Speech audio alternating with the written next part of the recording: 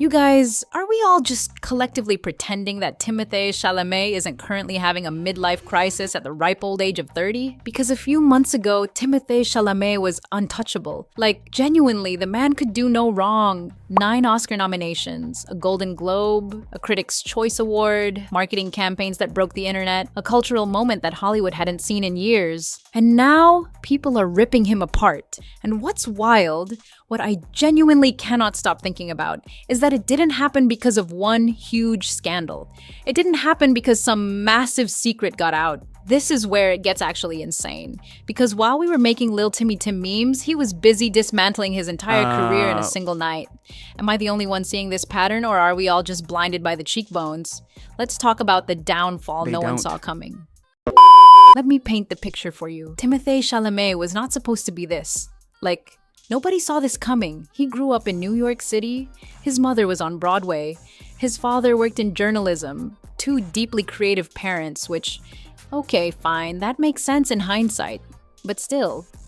He went to LaGuardia High School, the same school that produced Jennifer Aniston and Nicki Minaj, by the way. And teachers around him apparently kept saying he had something.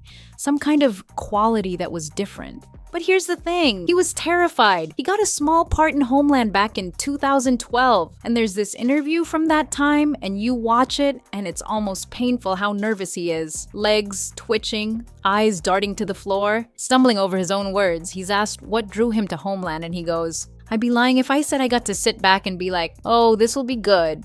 What drew me to Homeland was the email that said, you have an audition today." And look, I love that answer. That is a genuinely real, unguarded answer. He wasn't trying to be cool. He wasn't performing for the camera. He was just some nervous kid who got lucky and couldn't believe it. Keep that image in your head because we're coming back to it.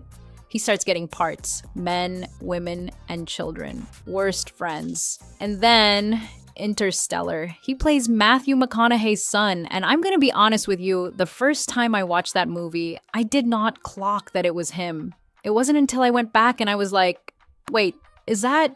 And interestingly, that connection with Matthew McConaughey, that matters later, in a very specific, very uncomfortable way, but hold on, we'll get there.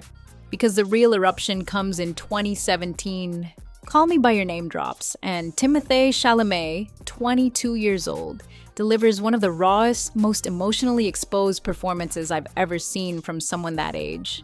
And I'm not alone in thinking that, because overnight, this kid goes from a supporting face in big movies to the name in Hollywood. He scores his first Oscar nomination. He becomes one of the youngest nominees in Academy history. The industry collectively went, where did this come from? And here's where most young actors blow it. They get that one breakout, they choose the wrong follow-up, the momentum dies, and 5 years later you see them on a reality show. That's just the pattern. But Timothée didn't do that. He does Beautiful Boy with Steve Carell, and I'm just going to say it. That is one of the most underrated movies of the last decade. I cried. I don't cry at movies easily. That movie broke me. And the reason it works is because of him. The rawness.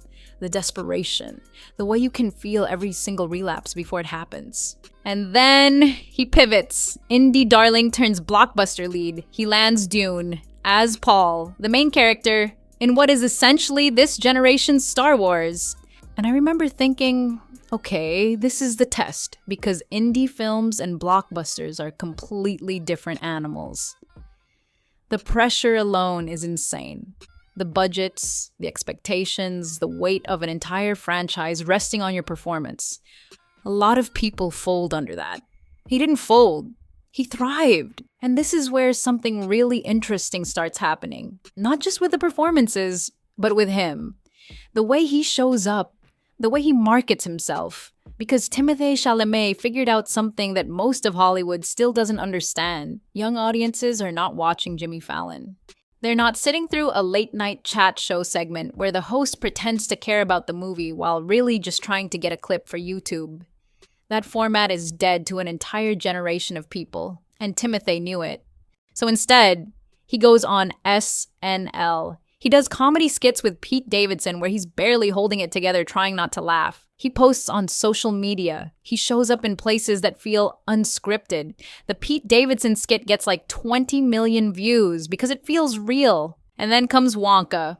Okay, Not his best work. Personally, I think Johnny Depp's version and honestly Gene Wilder's version are both stronger. But it wasn't for me. And that's fine. Different audience, but none of that matters. Because then comes Marty Supreme. This is where everything, and I mean everything, that converges. Directed by Josh Safdie, Timothée plays a 1950s ping pong prodigy who is absolutely, unapologetically, magnificently awful as a human being. He manipulates people. He steals from them. He uses everyone around him to climb higher. And somehow you're rooting for him. You want him to win, even as you're watching him destroy everything he touches. It's the Wolf of Wall Street energy. It's Whiplash, the relentless, suffocating pursuit of greatness at any cost, and the marketing campaign for this movie was genuinely one of the most creative things I've ever seen from Hollywood. He released a Marty Supreme track jacket that every major athlete and celebrity was photographed wearing. It was going for 10 grand on StockX. He got photographed walking around with people wearing giant ping pong balls as heads. He made a song. An actual song, with SD Kid, this masked UK artist, and people genuinely thought it might be him because of the eyes, like it was Batman collaborating with Bruce Wayne. And the song? Surprisingly decent? Like, he can't be good at everything. This is insane. He also dropped a fake Zoom call, a staged marketing meeting where he's acting completely unhinged about promotion ideas, and it went absolutely viral. Because again, social first, he understands where people live. The film gets 9 Oscar nominations. He wins the Golden Globe, the Critics' Choice. He becomes the youngest actor since Marlon Brando, who, full disclosure, I've tattooed on my arm, yes, I'm aware, to score 3 Best Actor nominations. Going into the Oscars, I genuinely thought, this is his year. Everything was pointing to it. The campaign was flawless. The performance was career-defining. The momentum was undeniable. And then he goes on a podcast with Matthew McConaughey. Live studio audience, 2 legendary actors just talking about craft, about getting into characters, about what film actually means. And it's great, like genuinely, thoughtfully great. The kind of deep dive conversation that film nerds dream about. And then, almost out of nowhere, Timothée says this. I don't want to be working in ballet or opera. Things where it's like, hey, keep this thing alive even though nobody cares anymore. The audience gasps. You can hear it. And I remember watching this live and going, oh no. Oh mate, you didn't. Because here's the thing about that comment. On the surface, yeah, you could argue it's a little blunt, a little arrogant, but whatever. People say dumb things, but then you dig, and it gets so much stranger. His mother trained at the New York City Ballet. His sister trained there. His grandmother danced there. He grew up the backstage at the Coke Theater, watching performances, absorbing that world. He has talked in other interviews about what a formative experience that was. So this isn't some ignorant outsider taking a shot at something he doesn't understand. This is someone intimately connected to ballet, essentially taking a shot at his own family's life work in front of millions of people. On a live broadcast. Am I the only one finding this bizarre? And here's what makes it genuinely haunting. It's not the first time. Go back through his old interviews. There are multiple moments, years apart, where he makes the same comparison. I was afraid movies were becoming like opera. Acting felt like it might go the way of ballet.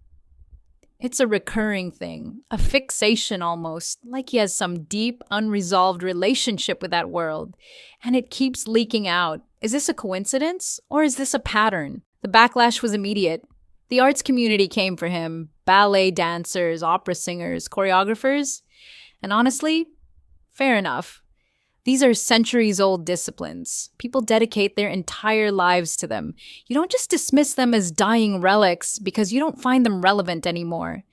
Doja Cat actually went on camera, towel around her head, clearly just fresh out the shower, and said, and I love this, that opera is 400 years old and ballet is 500, and somebody named Timothée Chalamet had the nerve to call them irrelevant. Big guy, she said.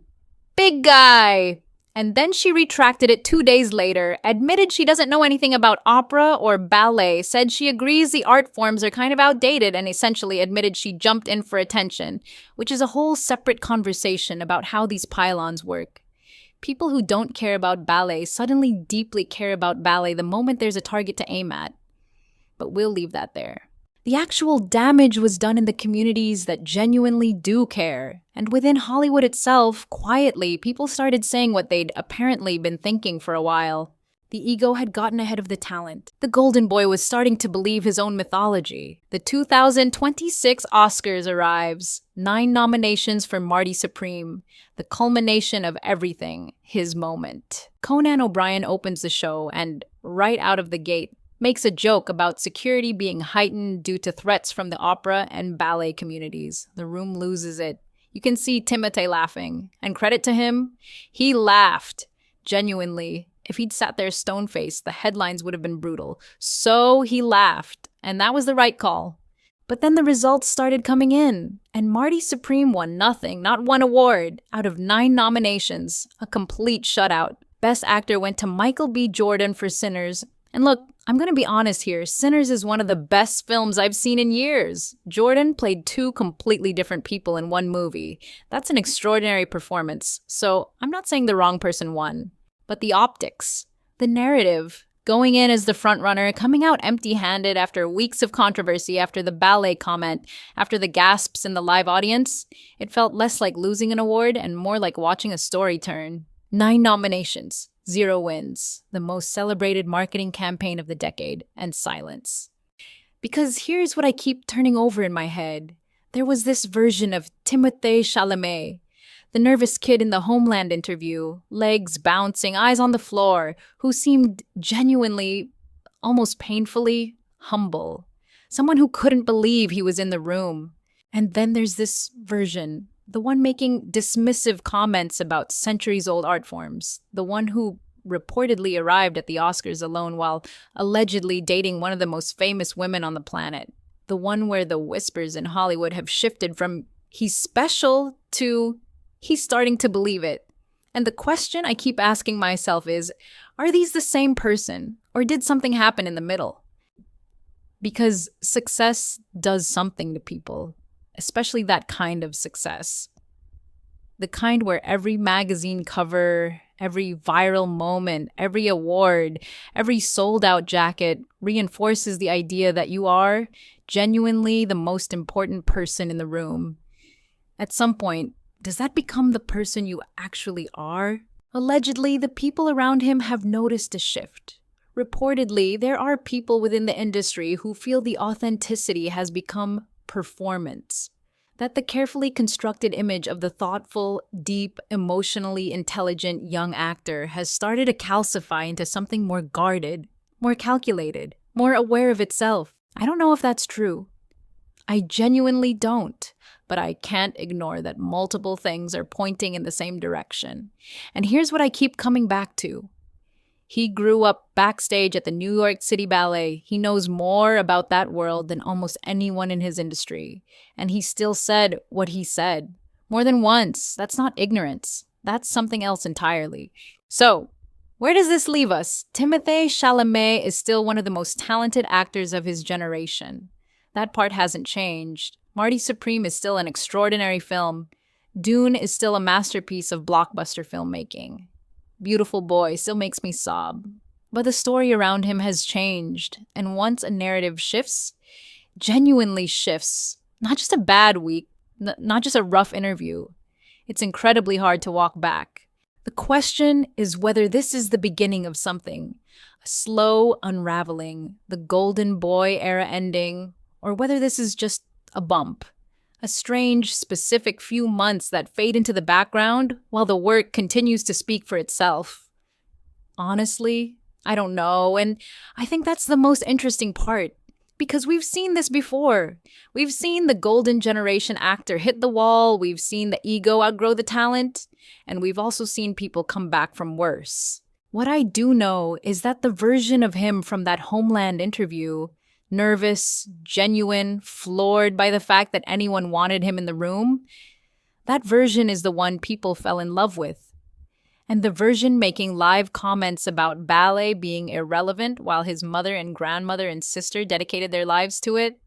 That's the version people are watching very, very carefully right now. I guess we'll see.